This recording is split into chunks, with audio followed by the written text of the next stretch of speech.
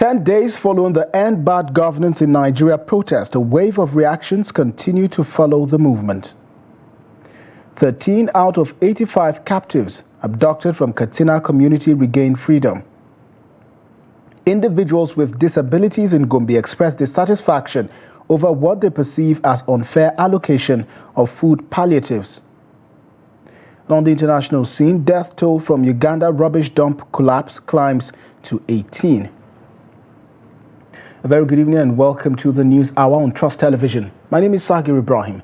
To details now, 10 days after, reactions have begun to trail the End Bad Governance in Nigeria protest. In this report, Trust TV interacts with citizens, the civil society and opposition voices to gauge their opinions on the effectiveness of the over 1 week continuous nationwide demonstrations, which took a violent turn in some states. Take a look. We are hungry! We are hungry! The nationwide protests are over. However, the questions on the lips of many is whether it yielded the required results.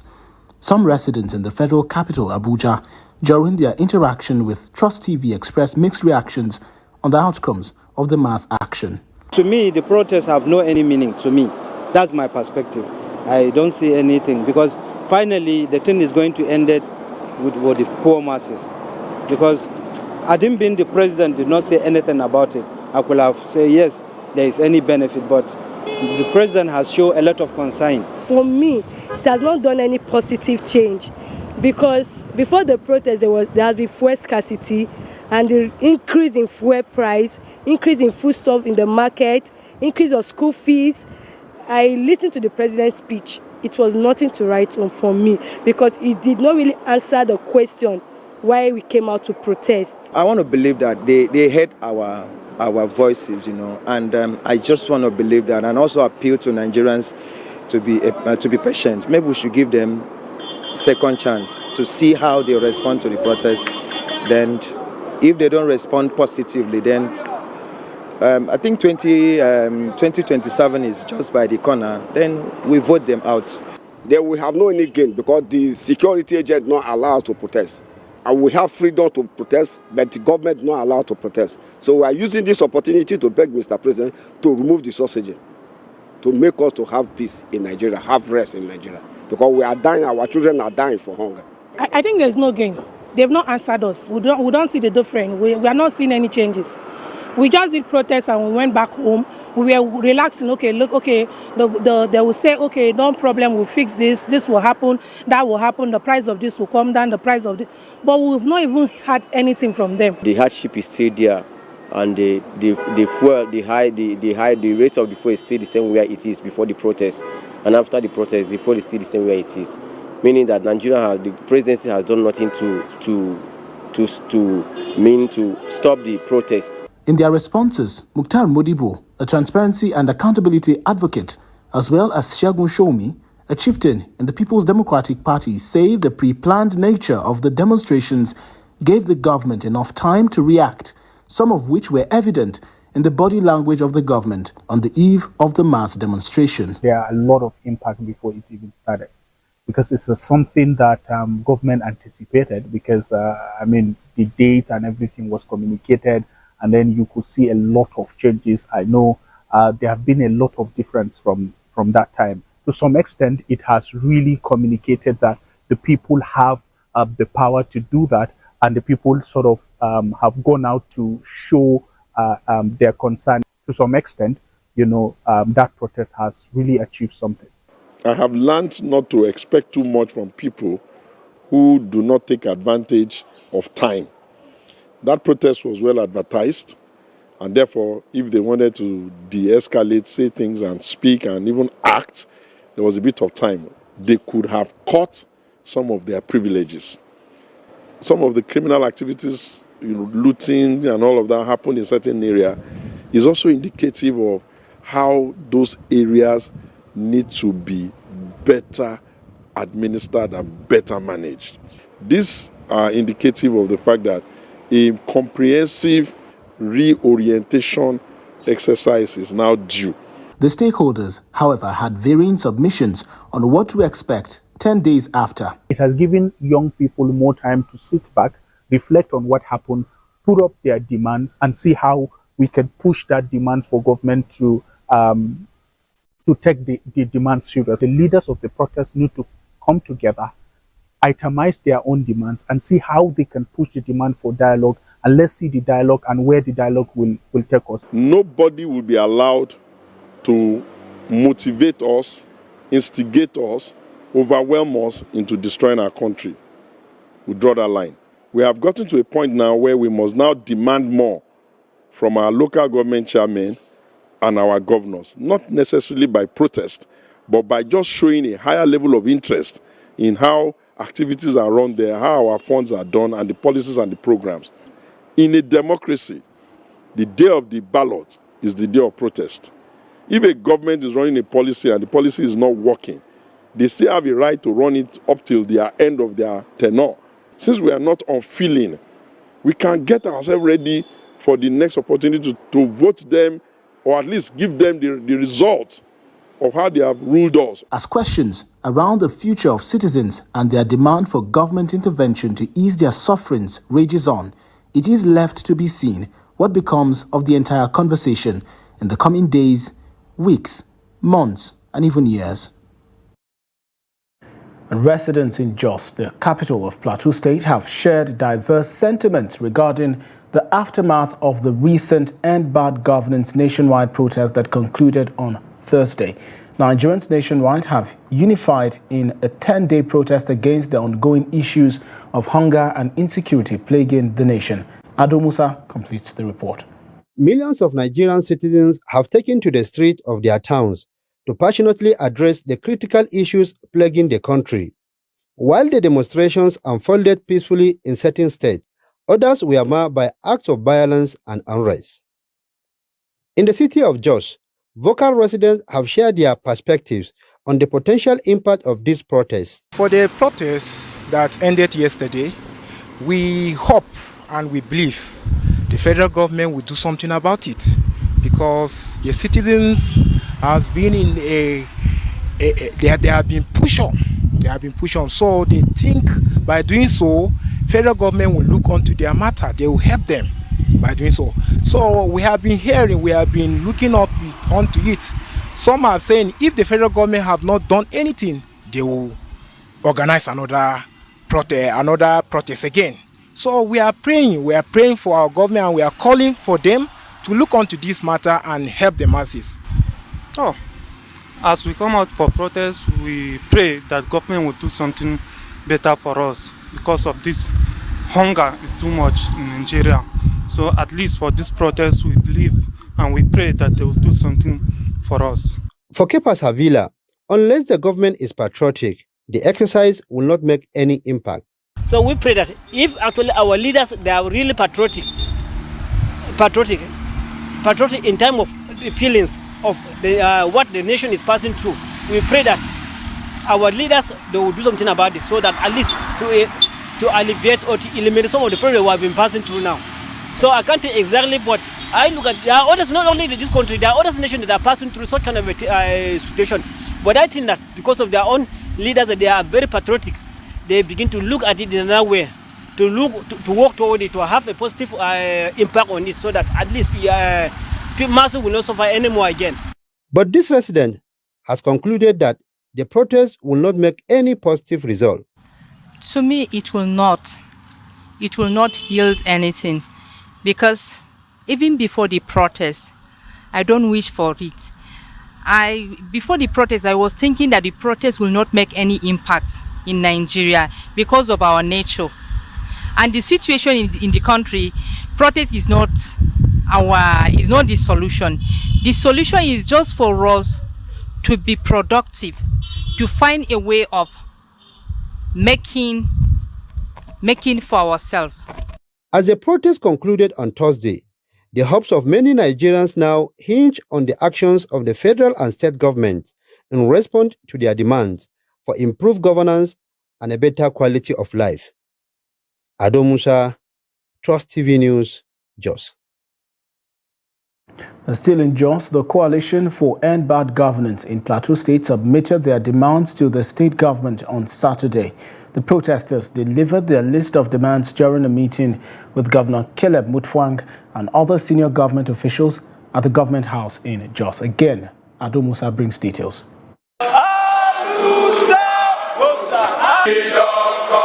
The protests against bad governance primarily focus on the high cost of living and insecurity, drew an unprecedented crowd at the Old Airport Junction, the designated protest site in the state. The demonstration remained peaceful until the fourth day, when some hoodlums exploiting the protests threatened to loot properties, prompting the imposition of curfew in Jos North and Bukru metropolis. When presenting their demands to the state governor, representatives of the coalition emphasized that their demands were made in the best interest of Nigerians. Of the coalition of Jos End Bad Governance, we, the people of Plateau State, along with millions of concerned Nigerians across the nation, respectfully submit our collective demands aimed at fostering national prosperity and securing a better future for every citizen of this great country. Our demands are neither arbitrary nor self-serving. They reflect the deep-seated yearning of Nigerians for a fair, just, and prosperous nation. Our demands: 1. End subsidy scam and reverse fuel price to below. Isha Inusa, a peace advocate, praised the security agencies for their professionalism and conduct during the protest. The occasion of the protest to end bad governance have become the occasion for Plateau to rise and give leadership to this nation. We are hoping that there is going to be an emergence of a new nation. And this protest is to the glow of all that actually we can protest without violence, that actually we can present our demands without violence, and that actually we can be heard without violence. And on the fourth day of the protest, when we began to notice that some people were trying to infiltrate or to create trouble, the leaders of the protest agreed that it must be suspended from the streets and decided to go into town hall meetings. On behalf of the women of Plateau and our mothers, we appreciate the beautiful work that the GMDB is doing to ensure that we clear the streets of Plateau. It's an initiative that we accept, we love, we cherish. But Your Excellency, we want to say that the country is hard. People are looking for one or two businesses to do. We accept the project, we accept the initiative, but Your Excellency, there are people who you have asked them to vacate the streets, but there's no alternative for them. We ask that the government of Plateau State look into this.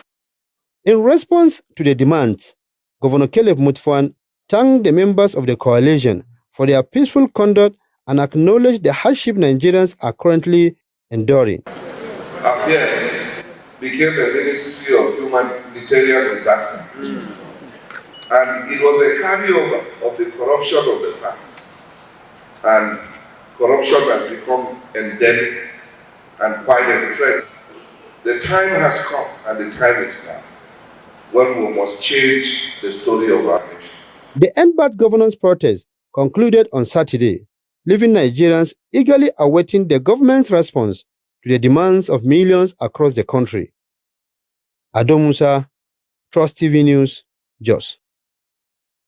And in a recent statement, Vice President Kashim Shettima emphasized the urgent need for a complete overhaul in Nigeria following widespread protest against hunger by the youth. He expressed concern over the accumulation of problems in the country leading to destruction of lives and properties.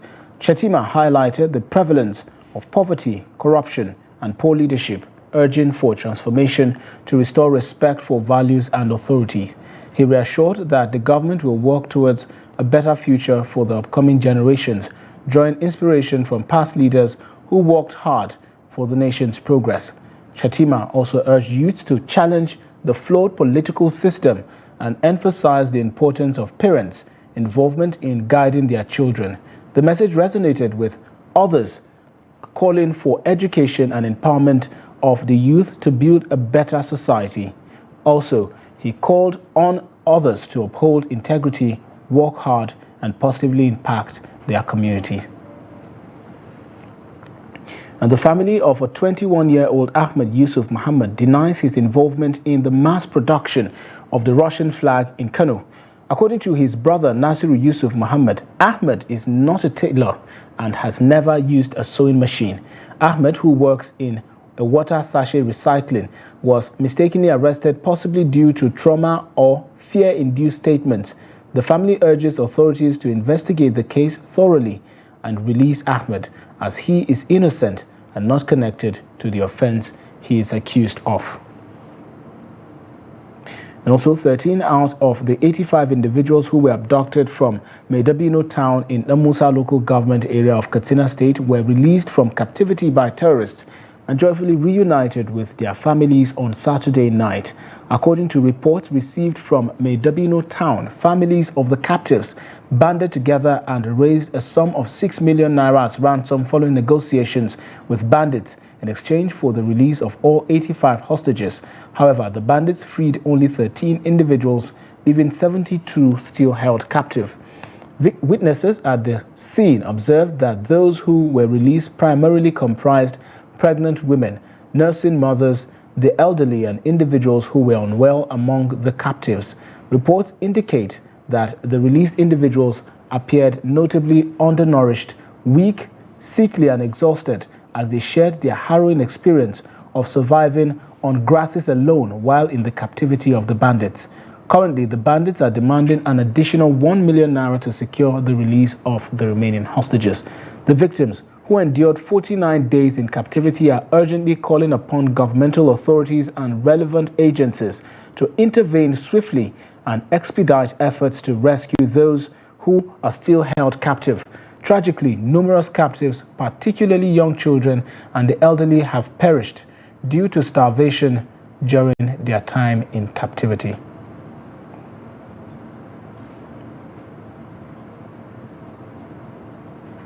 And also, hoodlums have reportedly burnt down the Redeemed Christian Church of God, the Champion Zonal Headquarters along Federal College of Education Road in Kwantagora in Niger State.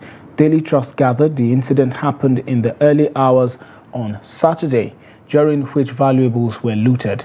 Daily Trust could not establish the reason for the act as at the time of reporting the incident. The Niger State Governor Muhammad Umaru Bago, in a statement by his special advisor on print media, Aisha Wakaso, condemned the act. The governor described the act as barbaric and a direct affront to the peace and unity in the state. Bago said the government will continue to take all necessary precautions to protect all houses of worship and prevent such a regrettable occurrence from occurring again. The governor called on citizens to be watchful and report any suspicious activity to the authorities. The commander of Operation Hadin Kai, Major General Waidi Shuaibu, had expressed confidence in achieving significant successes against the adversities and terrorists disrupting peace and socio-economic activities in the northeast region.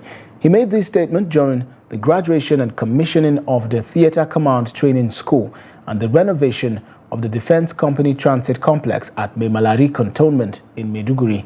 General Shuaibu emphasized that the Nigerian Army's mandate to protect the nation's sovereignty requires soldiers and officers to maintain a high level of professionalism to achieve better operational outcomes and address counterinsurgency challenges.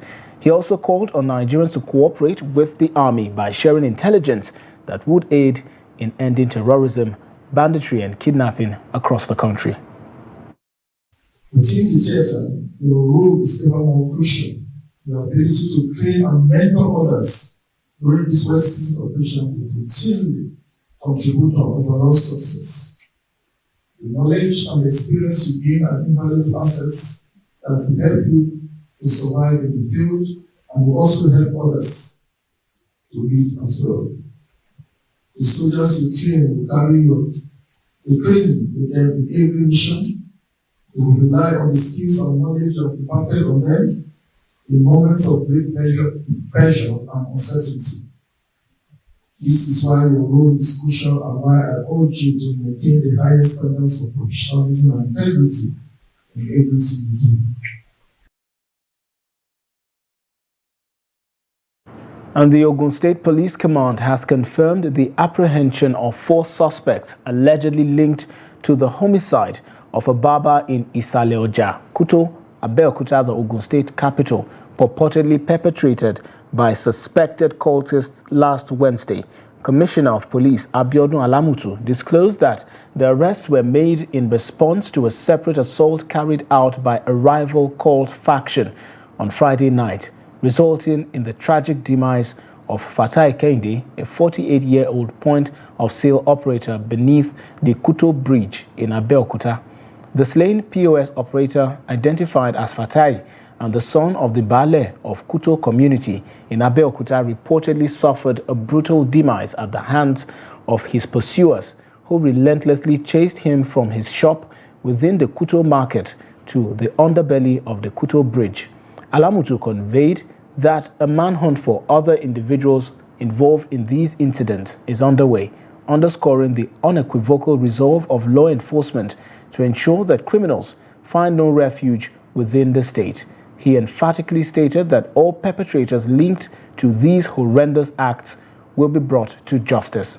The persistent challenge of court-related violence and rampant killings continues to plague various regions in the state, despite the amnesty initiative extended by the police to urge cultists and criminal elements to renounce their affiliations. And in a tragic incident on Saturday, August 10, 2024, 3 young girls lost their lives in a drowning accident at Tula village in Buji local government area, Jigawa State. The girls, identified as Fatima Sule, 12, Nasia Saleh, 12, and Huwela Saadu, 13, tragically drowned while cutting grass near a pond to feed their livestock. Eyewitnesses reported that despite rescue efforts, the girls could not be saved. The Nigeria Security and Civil Defense Corps swiftly responded to the distress call, with NSCDC PRO Baruddin Tijani Muhammad confirming their collaboration with the local community in recovering their bodies. NSCDC Divisional Officer Abdurrashid Suleiman Adam led the rescue mission, and the victims' bodies were later taken to the nearest health center. The devastating incident has deeply affected the community, prompting an outpouring of condolences from residents to the bereaved families. The NSCDC has extended their sympathies and assured support to the families and community members during these trying times. Authorities have initiated an investigation to uncover the circumstances of the tragedy. Residents have been urged to remain vigilant and take necessary precautions to prevent similar incidents in the future. And the Senate has replied former President Olusegun Obasanjo, saying the federal lawmakers don't receive monetary patronage from the presidency. Obasanjo had said members of the National Assembly determine their own salaries and receive a special fiscal package from the presidency. The former president spoke on Friday in Abeokuta, Ogun State capital, when he hosted a group of House of Representatives members. But reacting in a statement on Sunday, the chairman, Senate Committee on Media and Public Affairs, Senator Yemi Adaramodu, described Obasanjo's submission as false. He said the 10th Senate is a responsible and responsive chamber, hence would not do anything that could harm the economy and growth of the country.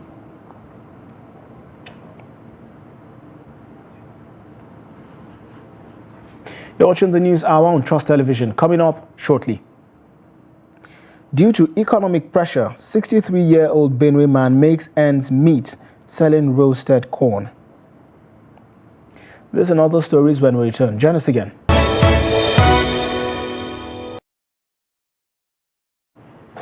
Welcome back. If you're just joining, this is the News Hour on Trust Television. Now recap of our top stories again. 10 days following the End Bad Governance in Nigeria protest, a wave of reaction continues to follow the movement. 13 out of 85 captives abducted from Katsina community regained freedom. And moving on to other stories now. People with disabilities in Gombe have expressed deep frustration over what they perceive as the biased distribution of food palliatives in the state. Their concerns come in the wake of the state government's recent announcement of another round of palliatives, which were meant to include provisions specifically for individuals with disabilities. Despite these promises, many within the community feel marginalized believing that the aid has not reached those who need it most. This perceived neglect has only heightened their sense of exclusion and vulnerability, adding to the challenges they already face daily. Hassan Koli brings more. Last week, the state government announced a new round of food palliatives aimed at assisting vulnerable groups, including people with disabilities. However, there are growing concern among some members of the community who claim that these palliatives will never reach them. Suleiman, a person with disability from the Umbia ward in Gombe local government, expressed his doubt, stating that the food palliatives have not reached him in any form.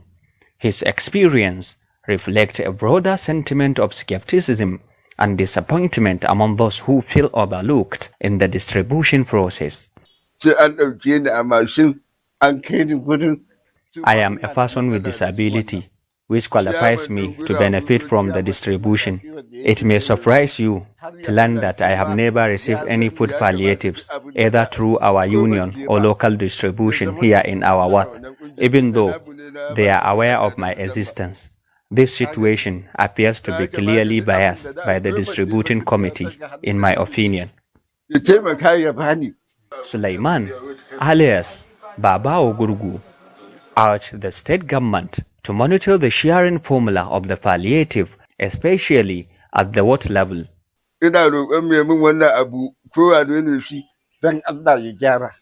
I am urging anyone who is attempting to omit my name from the beneficiaries list to desist, as I am in need. I know that there are people on the committee who do not want me to benefit from any palliatives. The state government should be aware of such individuals. This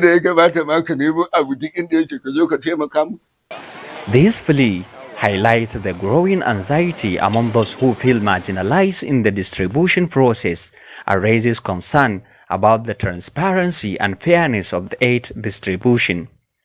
There have been persistent accusations, particularly from the opposition, that food palliatives are being distributed exclusively to members of the ruling party. These claims have repeatedly surfaced despite the state government's firm denials on several occasions. The controversy has fueled suspicions and further complicated the already tense atmosphere surrounding the distribution of aid. From Gombe, Hassan Koli, reporting for Trust TV. Buji community in Jigawa State, specifically Ganta and Gwadai, recently faced the aftermath of a destructive flood that wreaked havoc on farmlands and residences.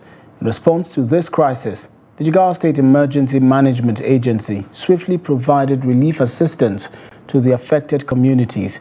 The support package from the Jigawa State Emergency Management Agency included essential items such as 300 bags of 10 kilograms rice, 900 pieces of spaghetti, 10 bags of grain, 3 bags of groundnut cake, 10 bags of maize, 100 pieces of blankets, 100 pieces of nylon mats, and 300 pieces of insecticide-treated nets.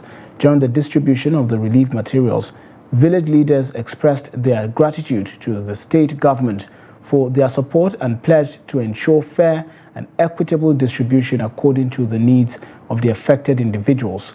Many residents suffered losses of farmlands and homes, forcing them to seek refuge with neighbors or in government facilities. The acting chairman of Buji local government area, Alhaji Shoaibu Nabo, acknowledged the prompt response of the state government in providing assistance during this challenging period of flooding. He also assured the community that local authorities are working diligently to alleviate the suffering of the flood victims.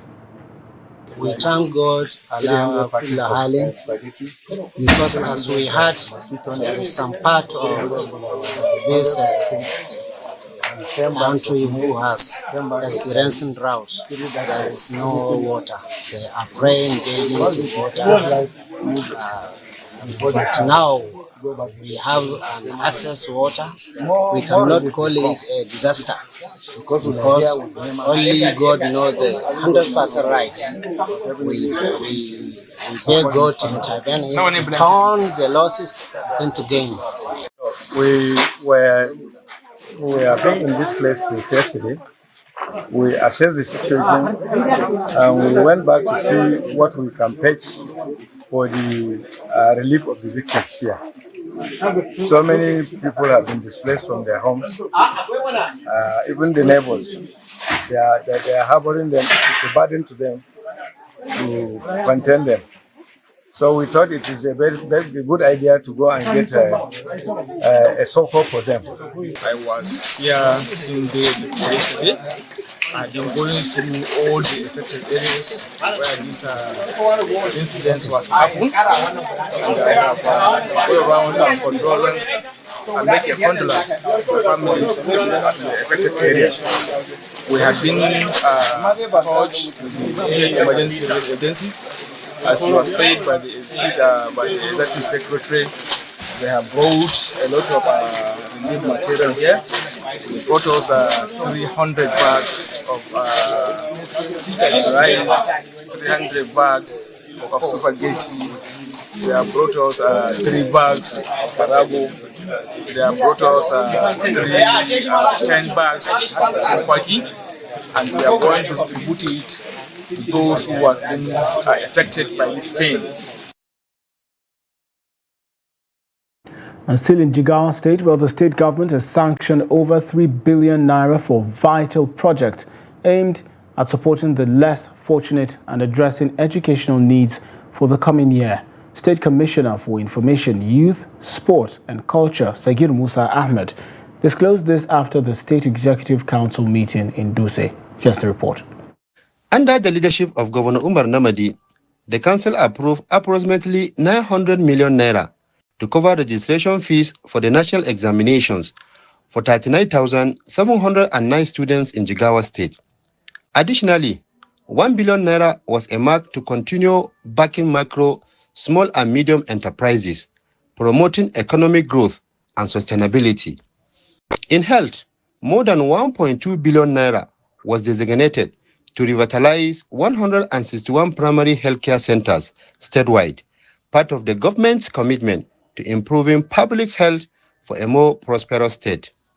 The council also approved nearly 250 million naira for direct facility improvements across 287 political wards and allocated funds for monthly stipends for 79 midwives and community health workers to enhance service delivery at these centers. The State Executive Council has approved the state program for pre-maternal and neonatal and child care, that is FMNCH, is now to cover pre-treatment for people with hypertension, diabetes, and sickle cell in the state across the government hospital throughout the 27 LGS.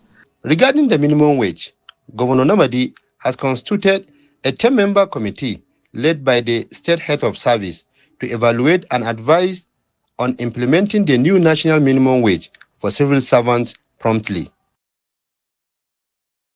It is uncommon to see elderly men in Nigeria engaging in the roasted corn selling trade. However, in the capital city of Makurdi, Benue State, a 63-year-old man defies this norm. In a conversation with Trust TV's Jimmy Azande, he shares his passion for the business and his determination to continue thriving in it. Here's the report. The man, Godwin Chaga, may have been around for a while in the city of Makurdi, but not many have encountered him. Today, his choice of roasted corn business has made him popular in Benue State and beyond. Proudly called International Barber, he dresses smartly before settling into his business for each day. Why I go into this business is because I have passion. I have passion for maize. I like roasted maize. Particularly, I like it. I used to buy it and eat. Then instead I said, then let me be doing it myself and be marketing it to my whole staff and the students. The economy, the market is very difficult now, because before we used to buy this bag of corn 3,000, 4,000, but now it's 18,000, 19,000, and even 20,000. When you buy it, you can't make enough profit because of the cost, because it is costly. You can sometimes I used to say 22,000, sometimes I used to say 25, highest 25. He says he loves the business. That is why he's been proactive and innovative to maximize profit. If I have resources, I will farm the corn by myself, and then I will taking it from my farm and be marketing it instead of buying from the middleman. When farmers brought it, bring it from the farm, the middleman used to take from them and say to us, we don't buy directly to the farmers. That's the problem. Because of the influx of customers to his stand on a daily basis, sometimes his daughter comes around to lend him a helping hand. She is proud of her father and urges young people to emulate his example. In business. For 5 years now I've been doing it. So my advice to them that they should find something doing. Actually, they should be doing some kind of things that will make them, at least they have some money to do what they want to do. Let them have passion on one thing they like and then continue to do it instead of just roaming about. Baba is jovial and accommodating to his customers, who are never disappointed coming to patronize him. One of the customers told Trust TV that he saw the man on social media and decided to see things for himself. And I saw a week ago, Okankulu posted him how that he's selling, and so having finished from a football pitch, I said let me pass and see. And I can see that he's indeed selling. Now I decided to buy with him. Such an expert seller. And that was very interesting. In the way he attended to me, he spoke very jovial, very customary, and then that's interesting. He's good at that. In Benue State, particularly among the Tiv people, it is rare to see a man of Baba's age in business, let alone selling roasted corn.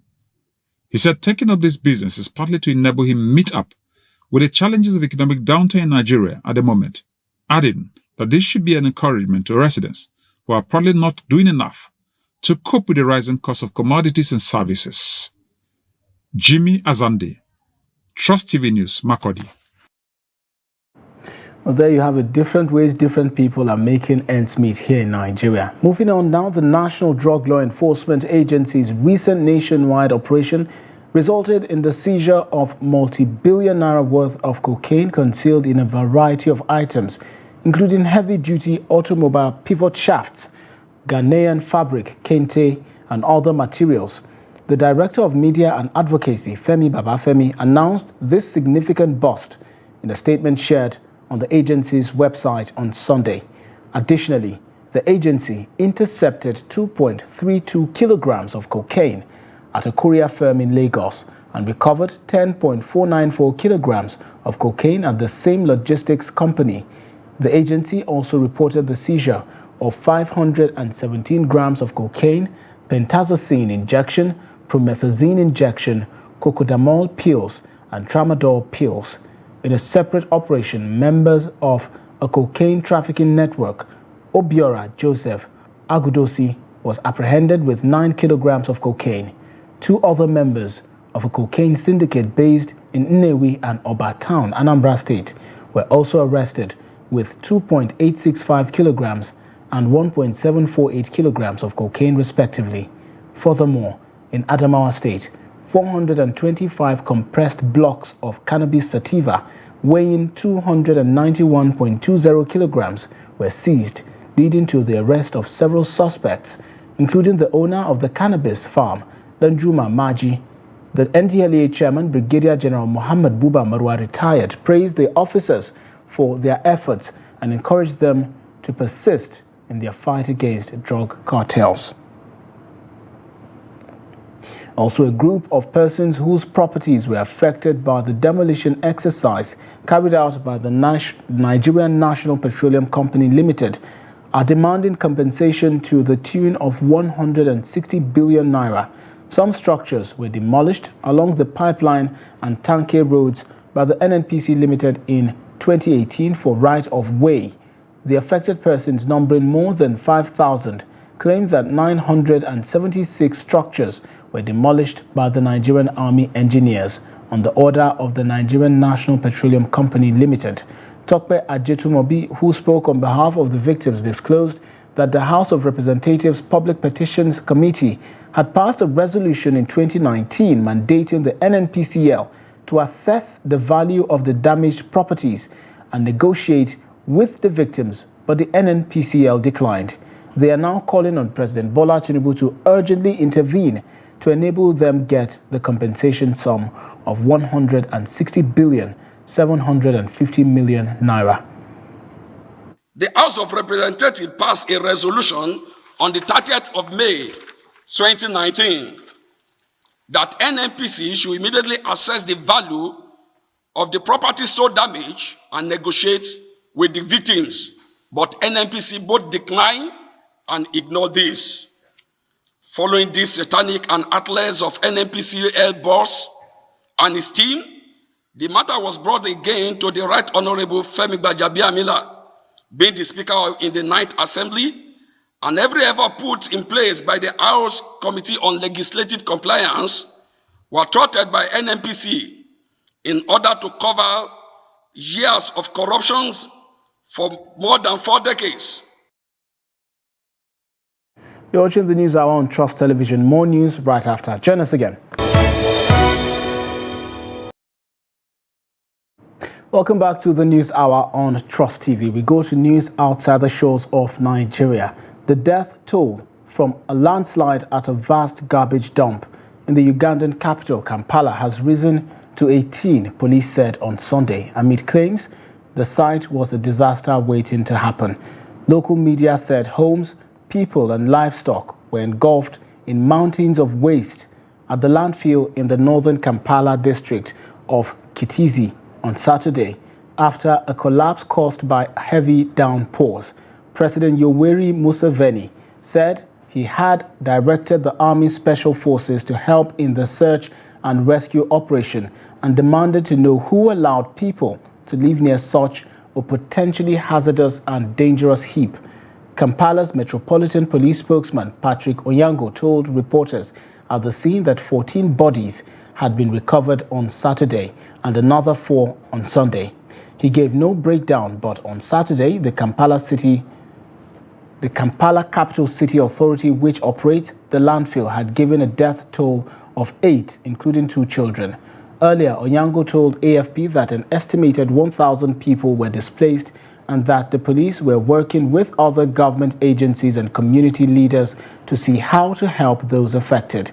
Excavators were still churning through huge mounds of rubbish on Sunday as crowds of local residents locked on, some wailing in despair. Lukwago had on Saturday raised concerns about the safety of the 36-acre Kitizi landfill, which was established in 1996 and takes in almost all garbage collected across Kampala. And the Minister of Justice of the Democratic Republic of Congo, Constant Mutamba, announced on Saturday, August 10, 2024, the release of nearly 527 prisoners from the central prison of Makala in Kinshasa. During this event, he also delivered 2,000 mattresses to the inmates out of a total of 7,000 ordered, aiming to improve their detention conditions. He reminded the public that he had promised to improve the detention conditions of prisoners in line with instructions from the head of state. The minister also announced the construction of a new prison in Maluku on a site he had recently visited. In July, the Congo's government had stated that at least 7,000 inmates were to be granted conditional release from the Makala Central Prison in a bid to ease overcrowding at the facility. Located in Kinshasa, it is the country's largest jail, built for 1,500 inmates in 1957, but now holding more than 15,000 people, including children and women. Conditions are notoriously bad at the prison, with inmates crammed into cells, eating poorly, and some suffering from water and respiratory diseases. And also, Rwandan President Paul Kagame has been sworn in for a 4th term after sweeping to victory in an election last month with more than 99% of the vote. Several dozen heads of state and other dignitaries from African nations attended the inauguration ceremony on Sunday at a packed 45,000-seat stadium in Kigali, where crowds had started gathering from the early morning. Kagame took the oath of office before Chief Justice Faustin Intezilayayo, pledging to preserve peace and national sovereignty, consolidate national unity as well. The outcome of the July 15 poll was never in doubt for Kagame, who has ruled the small African nation since its 1994 genocide, first as de facto leader and then president. He won 99.18% of the ballots cast to secure another 5 years in power, according to the National Electoral Commission. Rights activists said the 66-year-old's overwhelming victory was a stark reminder of the lack of democracy in Rwanda. Only 2 candidates were authorized to run against him out of 8 applicants, with several prominent Kagame critics barred. Democratic Green Party leader Frank Habineza scrapped into second place with 0.5% of the votes against 0.32% for independent Felipe Mpayimana. And in sports, head coach of Nigeria's senior women's basketball team, Rina Wakam, has been named the best women's coach at the 2024 Paris Olympics. The coach led the African champion to a quarter-final exit after losing narrowly to the eventual gold medalist, USA. Nigeria recorded victories against world number 3 Australia and world number 5 Canada in the group stage to book a place in the quarter-final. They made history by becoming the first African team to reach the knockout stage of the basketball event of the Olympics in both the men's and women's categories. Wakama represented Nigeria at the 2015 Women's Afrobasket Tournament in Cameroon, where Nigeria finished 3rd. And following Nigeria's poor outing at Paris Olympics, Nigeria's first individual gold medalist at the Olympic Games, Chioma Ajunwa, has called for revamping school sports in primary and secondary levels in Nigeria by bringing back sports council and local government grassroots competitions, which is the breeding base for every state, while calling for an end to sports departments recycling unproductive sports administrators. Ajunwa advised that people that understand how to run sports should be allowed to manage the sector. And before we go, here's a kicker. As an e-mobility company, Ghana's Wahoo Mobility is working to change how vehicles impact the climate and on growing job opportunities for the youth. Expansion plans from the women-led company target women riders in neighboring countries. Take a look. It's mid-morning in Accra, and a group of bike riders are expecting their motorcycles before hitting the capital city's busy roads for the day's deliveries as lunchtime orders start to come in. Lawrence Akakbo owns a Wahoo bike, an electric-powered motorcycle that is part of a wave of electric utility vehicles impacting on job opportunities and the environment across the continent. I happened to find Wahoo 3 to 6 months ago, and actually I was at home and I saw one of the old riders riding the Wahoo electric bike, which was so beautiful and so fun. I charge my battery, let's say once a day. That's the 2 pairs once a day. But in a case where I use the bike for a longer journey, let's say, or more deliveries, based on the speed, it's just like buying petrol. If the bike consumes more battery, that means you are overriding it or you are overspeeding. So it will also drain the battery at a faster rate. Akakbo, like the other 150 Wahoo riders, owes his livelihood to the vision of Valerie Leby, co-founder and CEO of Wahoo Mobility. At the heart of transport really are delivery riders. There's delivery riders across all major African cities, and that's really our target market. How can we get a good quality electric vehicle that they could ride safely to do their deliveries? What started as a project in the northern part of Ghana with converting regular motorbikes to electric bikes with the help of like-minded friends birthed what is known today as Wahoo Mobility. The startup describes itself as an electric vehicle EV company that manufactures eco-friendly motorcycles, providing a reliable source of income for youth. For us, the important thing has been we drive what we call lifetime value. So most people, when they're selling vehicles, look at how much did I buy it for and how much did it cost to produce. But our whole thing is how can you turn the vehicle into a revenue generating asset over time? So one around brokering carbon finance, around earning revenues on delivery, allowing our riders to actually meet their payment plans and pay off over time, Even things like advertising on bike, using the bike, I mentioned, to collect data like air quality data and road safety. Using the bike as a tool is what really drives us to be able to monetize. Track. Adutwum Herger Adutumwa, an engineer at Wahoo Mobility, originally trained in marine engineering, her curiosity led her to Wahoo, where she oversees quality checks and bike assembly.